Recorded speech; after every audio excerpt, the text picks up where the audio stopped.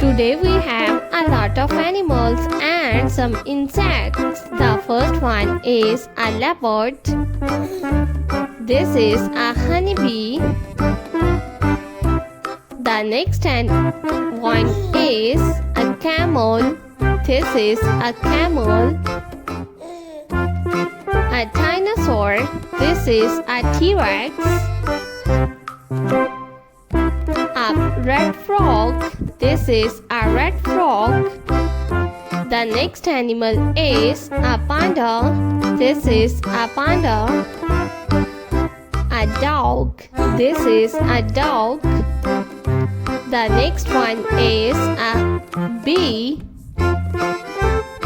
This is a little bee. The next one is a dinosaur.